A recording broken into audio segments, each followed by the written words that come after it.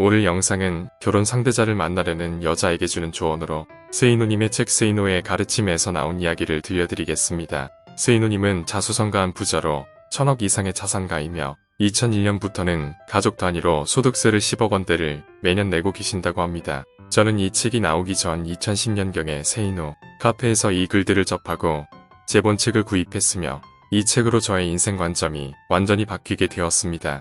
저자는 그때도 한 푼의 저작료도 받지 않으셨으며 이번에 나온 책도 저작료도 없으며 735쪽짜리 책이 7,200원으로 가성비나 내용면으로 최고의 책이라 생각합니다. 이 책의 내용 중에 특히 저희 딸 생각이 나서 오늘 내용을 소개하려고 합니다. 제목은 결혼 상대자를 만나려는 여자에게 주는 조언이며 원래는 성공한 남자 고르는 법입니다. 이 내용을 통해서 여자는 남자를 제대로 보고 남자들은 자신을 돌아보는 시간이 되었으면 좋겠습니다. 그럼 이야기를 시작하겠습니다. 성공할 남자 고르는 법.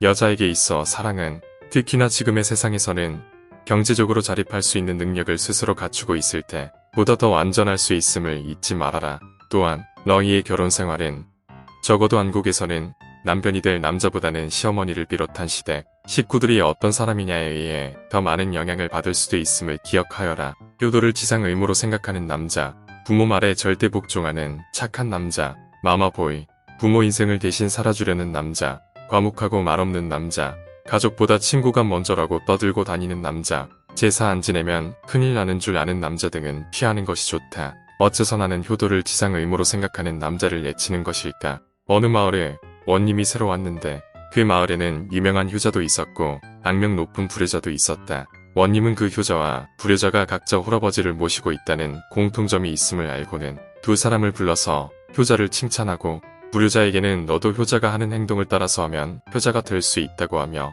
효자를 따라가 어떻게 홀아버지를 모시는지를 보고 배우라고 하였다. 그래서 불효자가 지켜보니 밥상을 차린 후 자기가 먼저 숟갈로 국을 먹어본 후 아버지가 드시도록 하였고 밤이 되니 이불을 깔아놓고 그 속에 들어가 있다가 아버지가 오기를 기다렸으며 아침에는 아버지 옷을 먼저 입고 있다가 아버지가 깨어나자 벗어서 입혀드린 것이었다. 불효자는 효자 되는 거 별거 아니네라고 생각하면서 집으로 돌아와 밥상을 차려 가져간 후 자기가 먼저 숟갈로 국을 먹어보았는데 그 순간 아버지가 밥상을 엎으며 소리쳤다.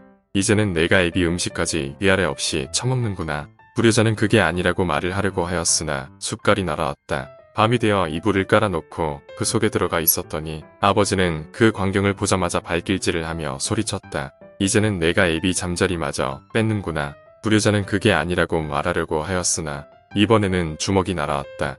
불효자는 말도 못하고 씩씩거리다가 아침이 되자 아버지 옷을 입고 기다리기를 하였다. 아버지는 눈을 뜨자마자 아들이 자기 옷을 입고 있는 것을 보더니 이 쌍놈의 새끼야. 이제는 애비 옷까지 탐내냐라며 덤벼들어 옷을 찢었다. 이 구전 설화가 주는 교훈은 분명하다.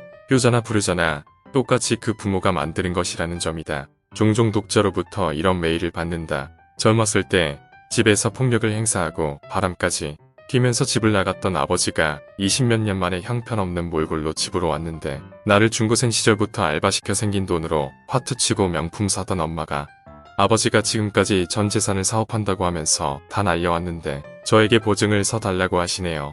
등등. 상상을 초월하는 사례들이 수북하지만 생략한다. 내 조언은 한결같았다. 부모라고 생각하지 말고 그냥 버려라. 내가 기부를 하면서 절대 돕지 않는 대상이 있다. 자녀가 있음에도 아무도 찾지 않고 쪽방에서 혼자는 독거노인이다. 어느 종합병원에서 그런 노인이 중환자실에 있다고 하면서 3명의 자녀가 있지만 아무도 오지 않는 불효자식들이라고 하며 지원을 요청하였을 때 내 대답은 그 인간이 예전에 인간 말종이어서 그런 겁니다. 지원할 생각 없습니다 였다. 딱 하나만 물어보자. 너희 부모는 흥청망청 돈을 써온 사람들이라는 것을 너도 잘 아는데 내가 결혼 후 어렵게 장만한 집을 담보로 돈을 빌리겠다고 하면 즉시 네 그렇게 하세요라고 할 것이냐. 어쨌든 지금쯤이면 내가 왜 효도를 지상 의무로 생각하는 남자, 부모 말에 절대 복종하는 착한 남자를 피하라고 하였는지 이해하였기를 바란다. 나는 내 자식들이 내게 불효를 하면 내 잘못 때문이라고 생각하지 자식들이 못돼 먹어서 그렇다는 생각은 꿈에도 하지 않는다. 그렇다면 과묵하고 말없는 남자는 왜 평생을 같이 살 상대인데 말이 없으면 무슨 생각을 하는지도 잘 모를 것이고 식사를 하면서도 조용히 밥만 먹을 것이고 그래도 좋을까? 보증을 잘못 써서 재산 날리는 사람들의 절대다수는 친구 보증을 썼던 사람들이다. 장사를 하건 사업을 하건 봉급생활을 하건 간에 부자가 되기에는 애초부터 싹이 노랗다고 내가 단언하는 사람들이 있다. 세상을 살아나가면서 다른 사람들이 원하는 것이 무엇이고 싫어하는 것이 무엇인지를 모르는, 다른 사람들에게 전혀 세심하지 않은 사람들이다. 부자가 된다는 것은 다른 사람들의 호주머니 속에 있는 돈이 그들의 자발적 의사로 내 호주머니 속으로 건너와 쌓이게 되는 것을 의미한다. 그런데 다른 사람들이 뭘 좋아하고 뭘 싫어하는지를 모른다면 그들이 지갑을 열 리가 없지 않겠는가. 때문에 나는 타인에게 무심한 사람들은 이 세상에서 전혀 부자가 될 수 없다고 단언하는 것이다. 이것은 내가 살아오면서 수많은 사람들을 접하고 직접 검증하며 깨닫게 된 사실이지 나이 든 꼰대의 일방적 생각이 전혀 아니다. 어떤 남자들은 자기가 섬겨야 하는 윗사람들에게만 세심하다. 이런 사람은 아부에 능하여 출세하는 경우도 많지만 가족으로부터는 섬김을 받고자 원하기 때문에 가부장적 권위의식에 물들어 있어서 남편감으로는 정말 별 볼 일 없다. 윗사람에게 보이는 세심함의 반이 반도 가족에게는 보이지 않기 때문이다. 왜 그럴까?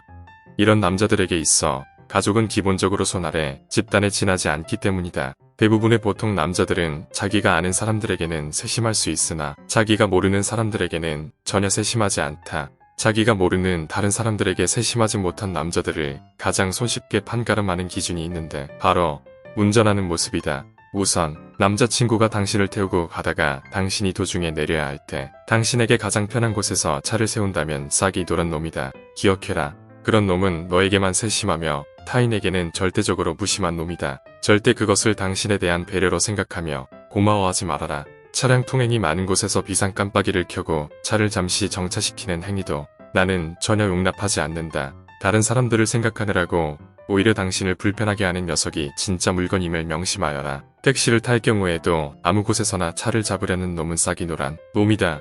그 택시 뒤에 따라오는 다른 차들을 생각하지 않기 때문이다. 남자친구가 어딘가를 운전하며 갈 때 길을 많이 헤맨다면 싹이 노란 놈이다. 길을 떠나기 전에는 미리 지도를 찾아보고 사전에 준비했어야 한다. 회사에서 거래처를 다녀와야 할 때 아무 생각 없이 나가는 직원도 있지만 이미 그곳을 방문한 적이 있는 다른 사람에게 물어보거나 지도를 보면서 거래처에 전화를 하여 길을 상세히 물어본 뒤 출발하는 직원도 있다. 깜빡이를 언제 켜는지도 눈여겨보아라. 자고로 하루 벌어 하루 먹고 사는 계층일수록 깜빡이를 켜는데 인색하다는 것을 나는 안다. 주차하는 모습도 정확히 관찰하여라.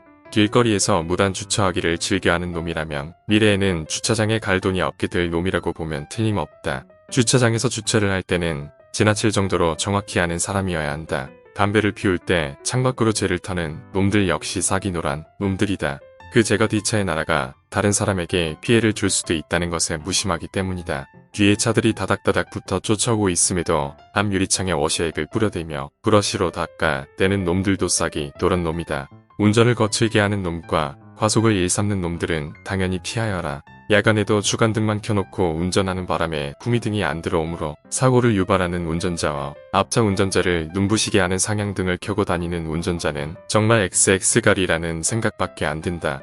도대체 이 간단한 것조차 제대로 조작을 못하는데 무슨 일을 제대로 하겠는가. 혹자는 어떻게 운전하는 것 하나 갖고서 사람 전체를 판단하고 싹수를 판단하느냐고 반문할지도 모른다. 내 대답은 운전 하나 갖고서 사람을 판단하는 것이 아니라 운전하는 모습을 보면 경제적 의미에서 성공을 할 사람인가 아닌가를 충분히 예측할 수 있다. 공공장소에서 문을 열고 들어갈 때 반드시 뒤를 살펴보고 따라오는 사람이 있으면 문을 계속 붙잡고 있는가를 살펴라. 또 엘리베이터를 타고 있을 때 멀리 다가오는 사람이 있으면 열림 단추를 누른 채 기다려주는가도 관찰하여라. 당신 애인에게 그런 섬세함이 없다면 그 애인은 부자가 될 가능성이 아주 적다는 것을 알아라. 왜냐하면 부자가 되는 길은 재테크를 잘하는 것에 있는 것이 아니라 우선은 타인이 가진 문제들에 섬세하게 대처할 줄 아는 능력이 있기 때문이다. 식당이나 기타 공공시설에서 낮은 목소리로 이야기하지 못하는 남자 역시 싹이 노란 놈이다. 공공장소에서 휴대폰 벨소리를 반드시 진동으로 바꾸지 않는 놈들 역시 싹이 노란 놈이다. 이것은 기본적인 상식이다. 그런데도 사람들은 깜빡 잊었다고 말한다. 이런 사람은 무슨 일을 하든 언제나 실수투성이다. 지하철과 엘리베이터 같은 공공시설에서 사람이 완전히 내린 후 타는지도 눈여겨보아라. 줄이 있는 곳에서는 순서를 철저히 기다리는 태도가 있어야 한다. 그렇게 하지 않는 사람들에게는 약삭 빨라야 잘 살 수 있다는 생각이 근저에 깔려 있음을 알아라. 그들은 저력과 노력, 자기 개발을 통한 부자 되기 같은 것은 믿지 않으며 일확천금을 기다린다. 내가 지금까지 말한 싹이 노란 남자가 당신에게만은 세심할 것이라고는 전혀 기대하지 말라. 그런 남자들은 당신에게 세심할 리가 없다. 모든 일에서 자기 자신의 입장만 생각할 뿐 이 사회가 남들과 함께 살아가야 하는 곳임을 모르는 놈이 무슨 성공을 꿈꾼다는 말이냐. 주신 이에 글을 쓴 게 아마 20년 전쯤인데 지금 와서 고백하자면 그때만 하더라도 여자는 대학을 졸업하면 직장 조금 다니다가 결혼을 하고 주부로 살아갈 가능성이 높다고 생각하였다. 여자들의 세계가 요즘처럼 변할 것으로는 별로 생각하지 않았다. 지금은 젊은 여자들은 물론 남자들에게도 반드시 결혼하여야 하는 것은 아니며 독신으로 사는 것도 삶의 한 유형이라고 말하곤 한다. 이상 책의 내용을 들려드렸습니다.